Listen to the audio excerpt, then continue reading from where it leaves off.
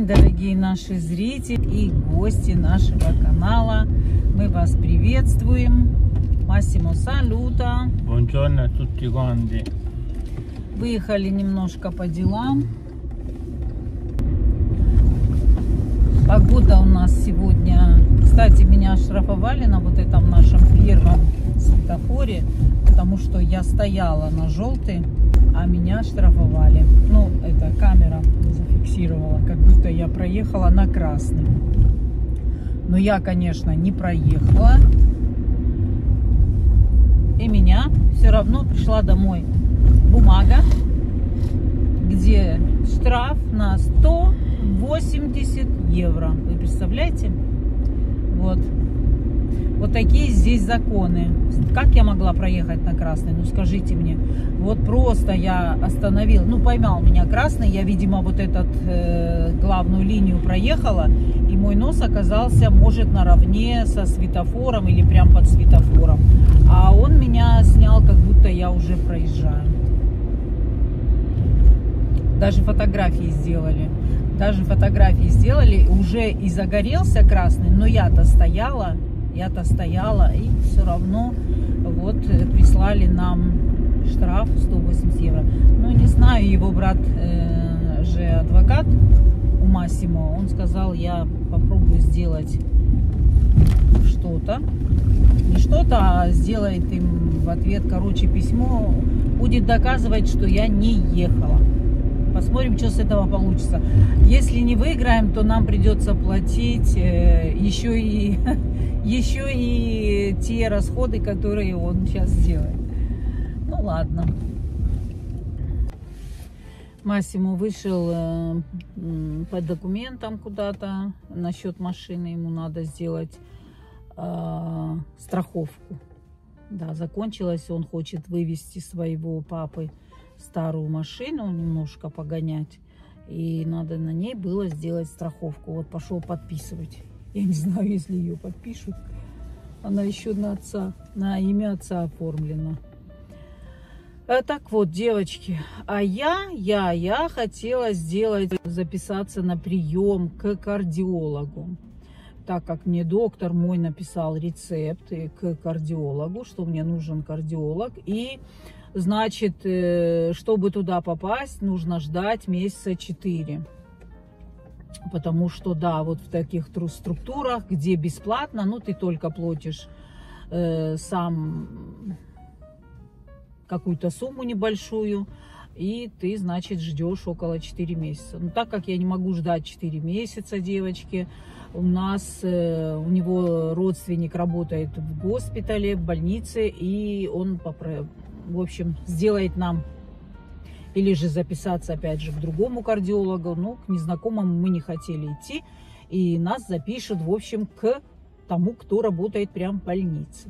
Мне абсолютно все равно, потому что уже как бы из принципа мне надо провериться и надо выяснить, в чем дело. А дело в чем? Раз я уже начала про это все говорить, то я вам сейчас расскажу, девочки, быстро, вкратце, чтобы это не было так долго и нудно. Сегодня я себя чувствую лучше, состояние у меня стабильнее, и вчера было, слава богу, стабильнее, и сегодня, слава богу, лучше. И думаю, будет все лучше и лучше каждый день. 23 марта я была дома, а 22 марта мы на ночь уехали к Милане, так как ребенок очень капризничал. Я в 7 вечера пришла от нее, и в 10 вечера снова выехали туда. Очень плакала, Милана уже была на грани, тоже не спавшая, не отдыхавшая. Ну, сами знаете, да, каждые 3 часа подготавливать, кормить, потом этот воздух, не воздух, спит, не спит, в общем, вот так. И ребенок очень-очень капризничал, наверное, были колики, наверное, болел животик, пупочек, ну, много что может быть. К сожалению, ребенок не может сказать, что болит, поэтому в 10 часов мы снова отправляемся с Массимо туда, так как ее мужу утром на работу, и я говорю, ну давайте мы побудем, вы хоть поспите часа 2-3, и где-то к часу ночи, думаю, мы уйдем. Мы пробыли там всю ночь, и, конечно же, мы не спали. Массимо вздремнул немножко на диване, мы так положили ребенка между нами и сидели полусидя, полулежа, конечно, вокруг ребенка. Я, естественно, не спала, смотрела каждый вздох, каждый писк, каждый шевеление. Массимо вздремнул чуть-чуть, а я не спала. И в 6 часов встали ребята, вышли к нам, и они нас, правда, и ночью отправляли, но я уже не стала ночью двигаться, куда еще ночью, в 4, в 5. Какая необходимость, мы и так сидим и сидим себе. Ну, а я потом, значит, мы все были уже дома, легли, конечно, сразу спать, так как Массимо в 12 надо быть на работе, поспали до 12 дня. Я, естественно, проснулась в 12 дня с очень сильной головной болью. Мне было так плохо. Милане говорю, голова сильно болит. Выпила пакетик от головной боли. И, в общем, ну никакая была. Вот как пьяная, как после, знаете, бадуна такого. Голова гудит, все мозги гудят. Еще хотят спать. Они еще не включились, не активировались. А я хожу, как вот зомби прям, да, и вот так. И что? Я выпиваю, значит, порошок этот, ну, от головной боли. Мне вроде чуть-чуть лучше становится. И тут я думаю, ну, раз я дома за много времени, давай-ка я быстро тут и займусь по хозяйству. Я начала, значит, убираться со всех с углов. Куда забегу, там прям начинаю. Ну, у меня сколько? Раз, два, 3 спальни, 2 коридора. Ну, вы знаете, большая квартира. И просто забросилась, так как то была в положении, каждый день туда ходила, то не до этого было. То потом роды, то потом лялька, то потом майка. Короче, вот так. И все, естественно, забросилось. И у меня такое желание, мне так хотелось вот это все вылизать, вычистить, и чтобы вот прям все скрипело, и глаз радовался. И я начала вываливать и оттуда, и отсюда, и даже тесто замутила, и дрожжи свои эти, закваску, и думаю, и тесто сейчас сделаю, и завтра спеку, и вот, и все вот так. А тут уже смотрю 3 часа, и я вот это делаю, и думаю, ой, я так захотела скупнуться прям, так захотела в душ, и думаю, дай сбегаю в душ, и потом вот скрипучая такая продолжу я тоже. И вот после этого душа, значит, я что делаю? Милана мне дала свой крем для тела, Керастасе, он очень хороший крем. Не дешевый крем, но она просто им не стала пользоваться. Говорит, мам, забери, я им не пользуюсь. То, видимо, из-за ребенка, чтобы не сильно пахло. Не знаю, короче. Я вообще-то не любитель этих всех кремов нательных. Вот таких вот. Я никогда это не делала. И что вы думаете? Я намазалась. Все тело. Намазала просто все. Да так обильно, да так тщательно. Вот начиная прямо и давай себя вот. Ой. Прям вся. Никогда в жизни я так не делала. Никогда я так себя не любила, как этот момент. Думаю, ну давай, мазать так мазать. И что вы думаете? Потом смотрю на время, уже 3 часа дня, думаю, ой, я еще не обедала. Ну давай, ладно, сейчас что-то тут перекушу по-быстренькому. И, короче, думаю, потом продолжим. Все ж так хорошо идет, так все тщательно. Ну, намазалась я, ну, поела. А что поела? Я даже готовить не стала, греть не стала, печь не стала, потому что думаю, ну, мне сейчас надо двигаться, какой там сейчас развозить опять кухню. Помидорки маленькие нарезала, салатик сделала из помидорок, нарезала туда моцарелку, типа каврезе сделала.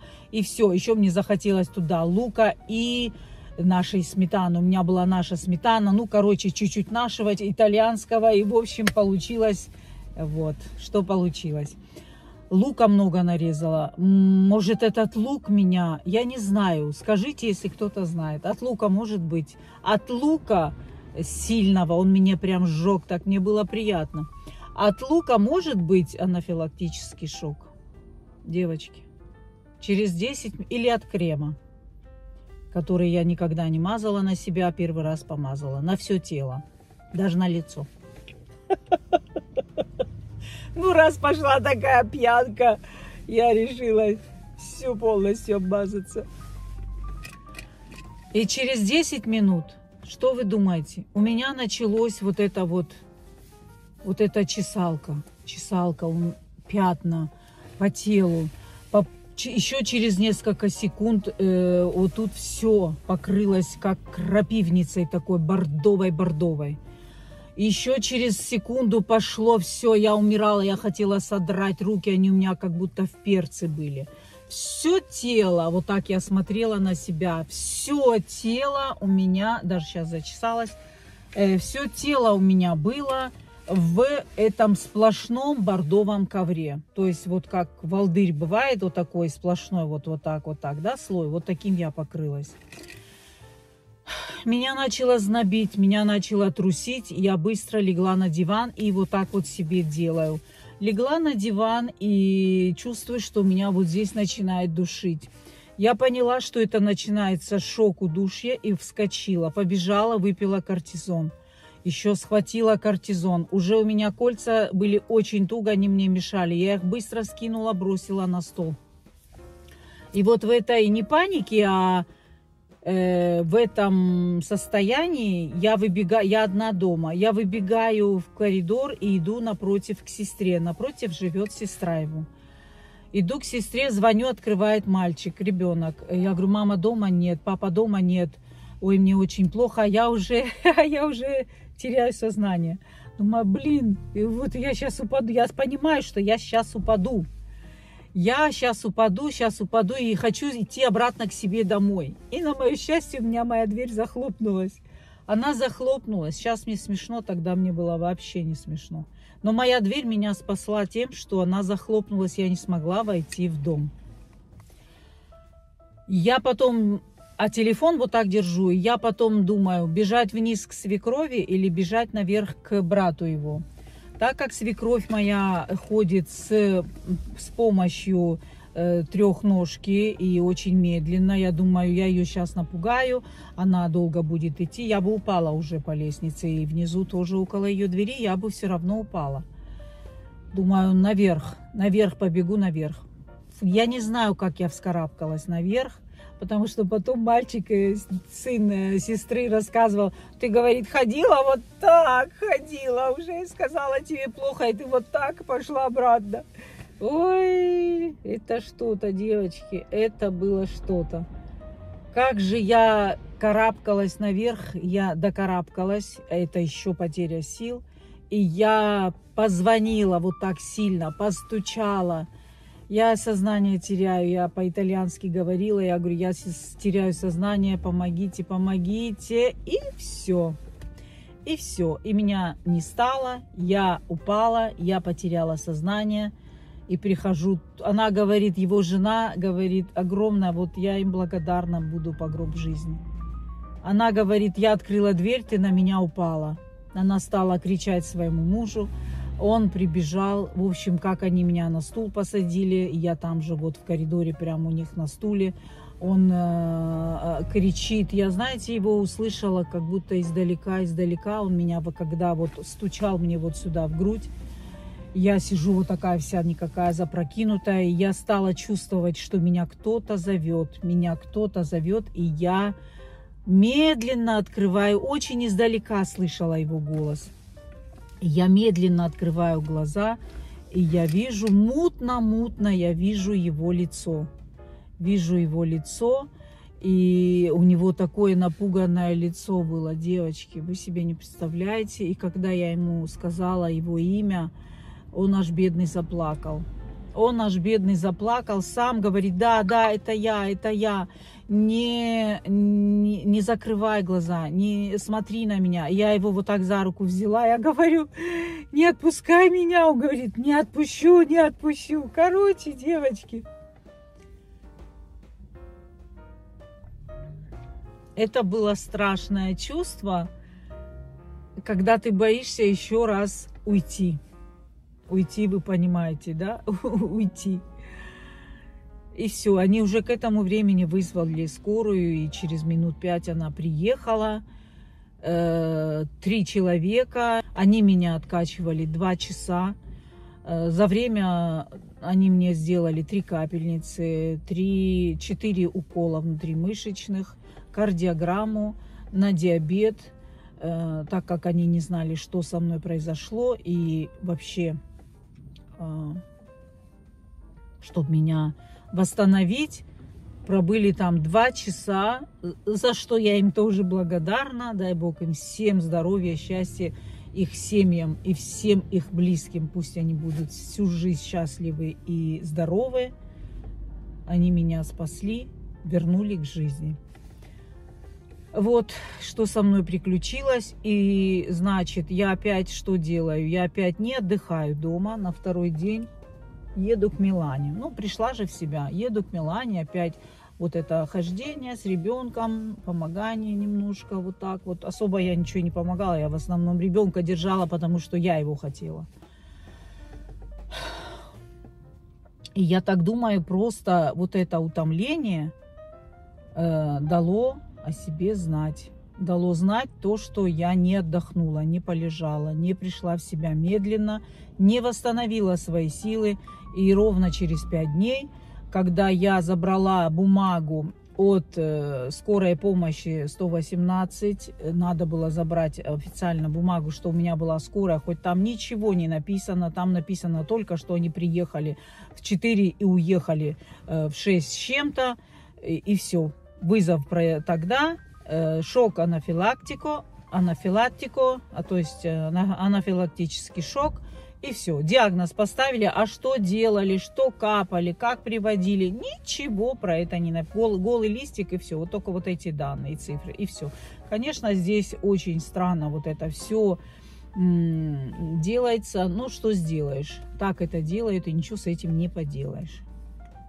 И через 5 дней я, значит, забираю эту бумагу, так как я уже на 10 апреля записала этот визит к аллергологу, потому что я так и не поняла, от чего, почему произошло вот это покраснение, что мне помешало, не знаю. И иду на 10 к аллергологу, а до 10 я думала, может, мой врач мне какие-то анализы назначит, хотя бы кровь, чтобы с чем-то пойти к доктору, к этому врачу.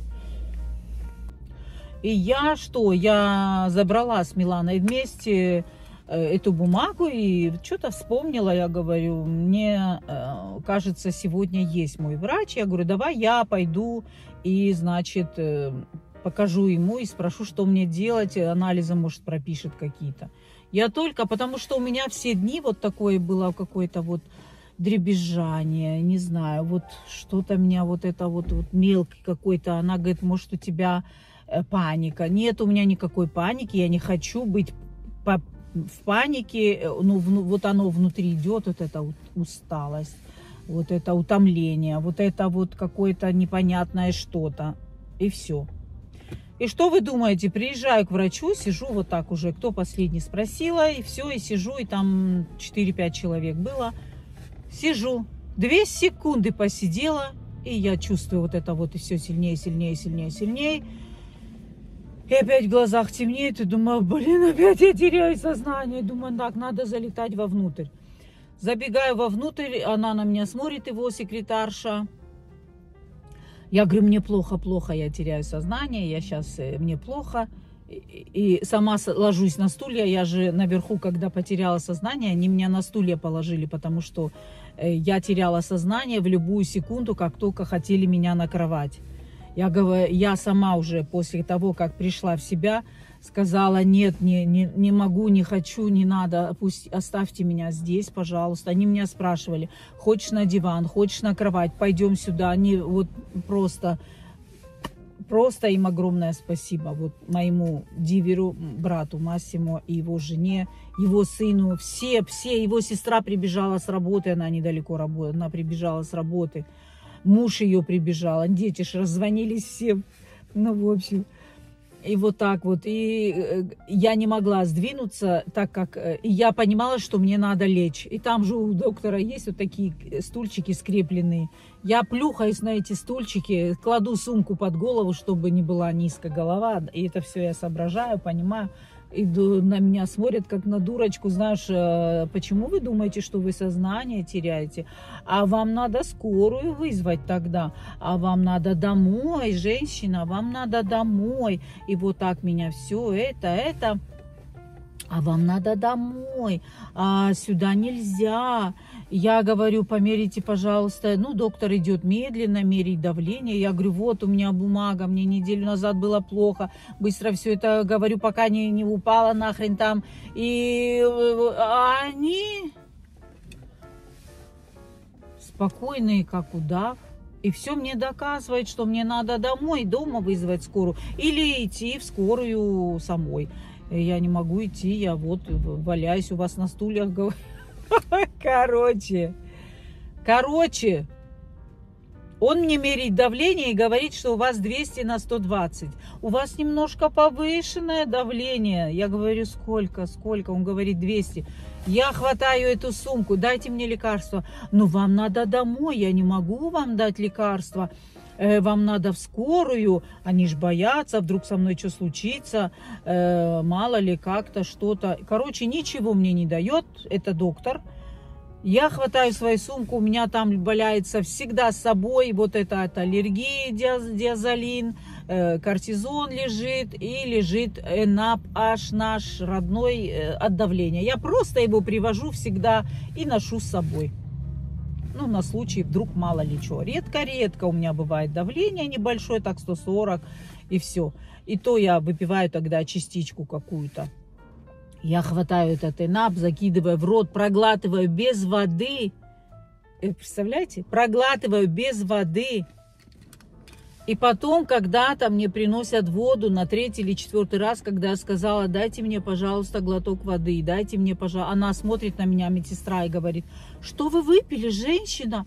Что вы, как называется это лекарство? Скажите мне, я посмотрю, это наше лекарство, говорю, вы не знаете этого лекарства. Ну, короче, не могу вам передать. Ну, то, что я легла и выпила сразу лекарство, конечно же, у меня давление стало падать. Врач мерил его каждые 2 минуты, каждые 10 минут. И оно у меня упало. Приехал мой муж, приехал опять его брат, сразу прибежал его брат тоже. И вот мы посидели, он врачу говорит, я ее какой видел, я не хочу повтора, я не хочу снова это все наблюдать. И говорит, нам надо что-то сделать. Ну, он имел в виду скорую. Они говорят, скорая не может приехать, чтобы ее домой отвезти. Да не надо меня домой отвезти, вызовите скорую, чтобы они мне помогли. Ну они говорят, что надо долго ждать.